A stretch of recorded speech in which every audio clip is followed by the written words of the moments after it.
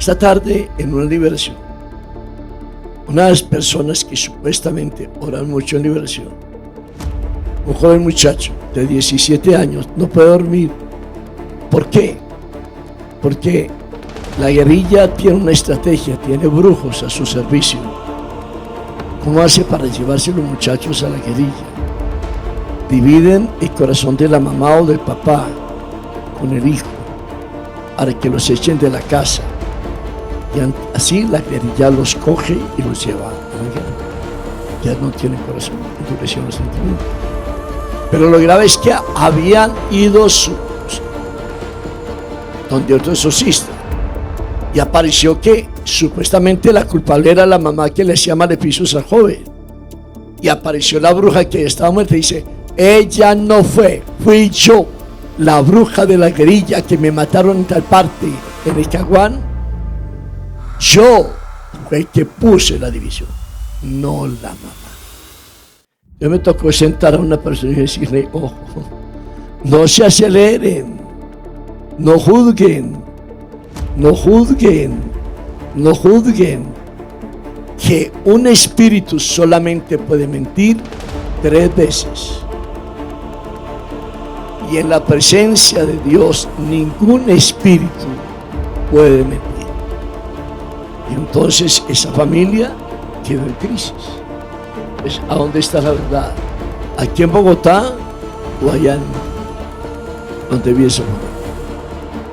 ¿Qué tan fácil es juzgar por apariencias? Mucho tiempo. El problema de la carga genética, nosotros que somos la consecuencia de los antepasados. Anoche, en esas grandes liberaciones que tocó realizar en la casa después del retiro, hubo algo impresionante.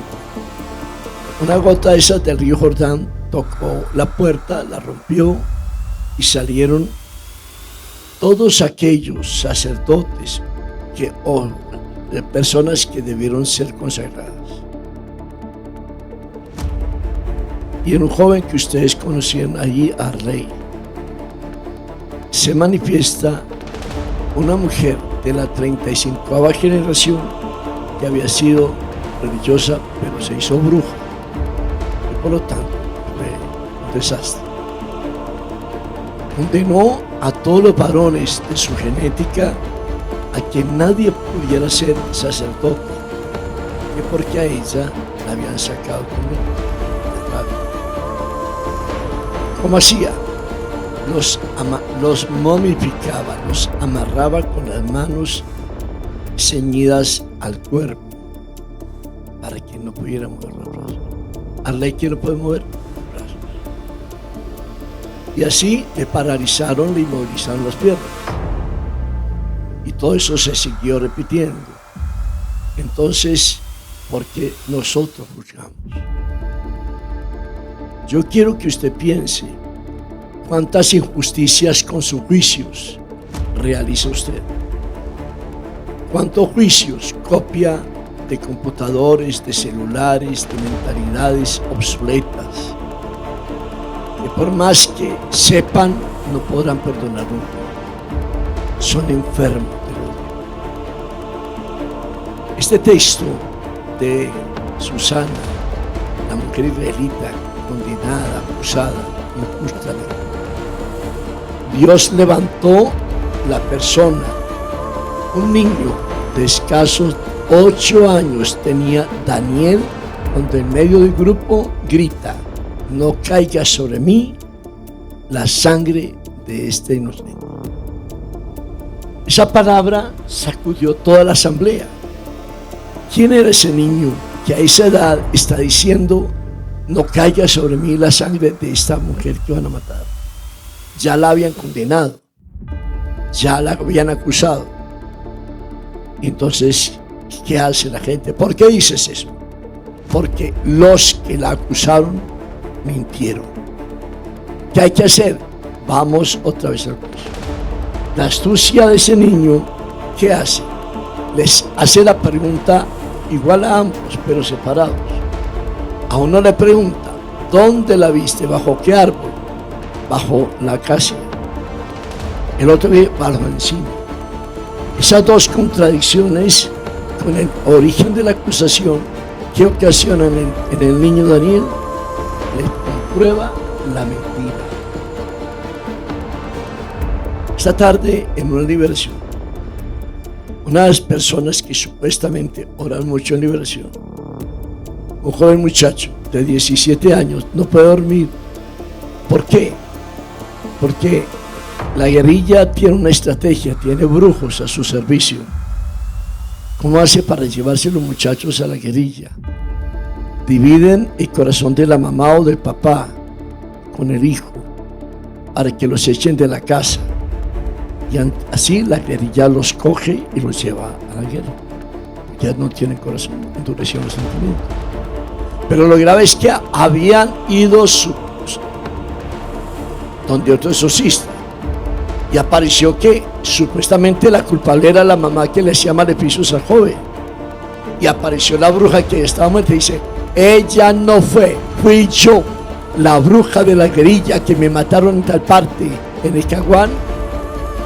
Yo fue el que puse la división, no la maté. Yo me tocó sentar a una persona y decirle: ojo, no se aceleren, no juzguen, no juzguen, no juzguen, que un espíritu solamente puede mentir 3 veces.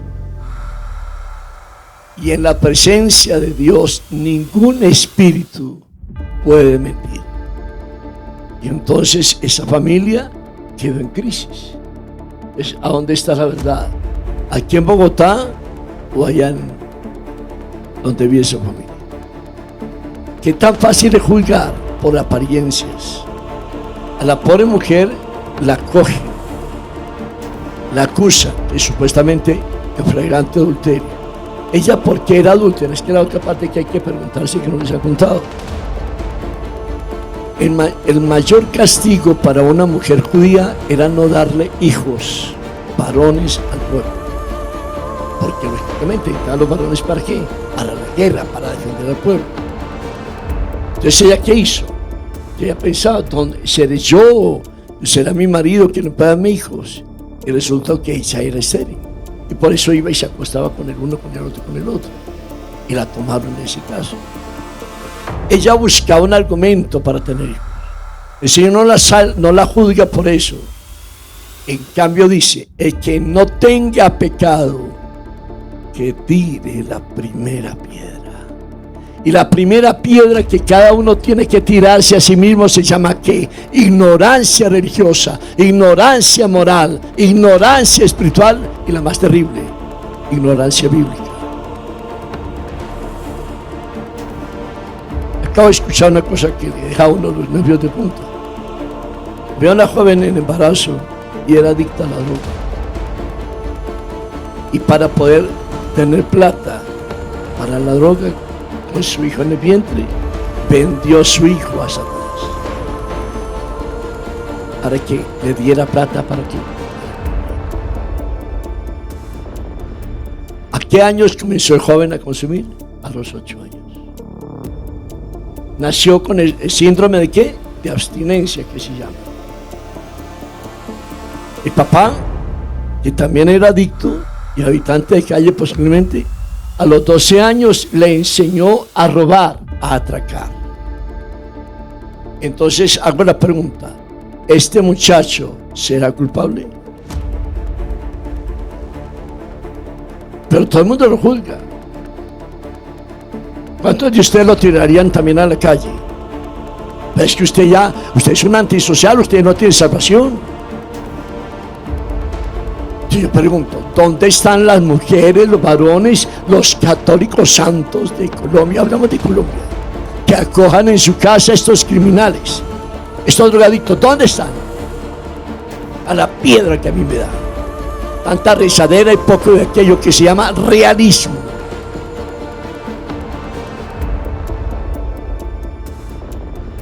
Seguimos en la misma. No somos capaces de conocer la causa. Que no nos suceda entonces como a esos jueces. Terrible la expresión de lo que dice el profeta Daniel. Aquel año fueron destinados jueces de 2 ancianos del pueblo, de esos que el Señor denuncia diciendo: en Babilonia la maldad ha brotado de los viejos jueces que pasan por guías del pueblo. Tenemos un caso. Uno de los jóvenes de la fundación en algún lugar se había salido de la fundación, esa noche se emborrachó, se trabó, de pronto quiso coger un celular, el dueño del celular se cayó y entonces el celular se dañó, vino la denuncia, entonces a muchacho lo quieren condenar. Yo hago la pregunta, fuimos a hablar con el muchacho del problema y se formó el problema, que me pague tanto que me malvió el celular y tanto que me cobraron para arreglarlo y no puedo quedar arreglado. Entonces vamos donde el fiscal, y ¿qué me dice el fiscal? Es que el muchacho ha reincidido varias veces. Entonces, ¿qué hay que hacer? ¿Qué dice el fiscal? Condénelo, déjelo que lo condene, déjelo que yo lo meta a la cárcel. Yo pregunto, ¿será ese el camino a seguir? ¿Por qué no condenan a todos aquellos que mataron de frente a los pobres y a los inocentes? ¿Por qué no los meten a la cárcel? ¿Por qué viene de gestor de paz que tiene más de 3.000 crímenes en la cabeza? Usted mismo, ¿cuántas veces sus palabras son asesinas? Con mentiras. Ahora alguien cogió un papel sucio y lo metió debajo del banquito. ¡Qué belleza! En vez de pararse e ir a votar. Eso es lo que nos juega con Dios. Esa es la vida que hay que aplicar de esta liturgia de la palabra. No juzguen para que no sean juzgados. Yo he estado callado 29 años esperando la justicia de Dios. 29 años. Quiera Dios que mañana se manifieste la sentencia definitiva. Porque siempre he dicho, yo espero la venida del justo juez, dice San Pablo. Cuando Él venga, quedará en claro a dónde estaba la verdad. Y sucederán cosas muy tenaces que no habían sucedido en Colombia, en la iglesia. Ayúdenme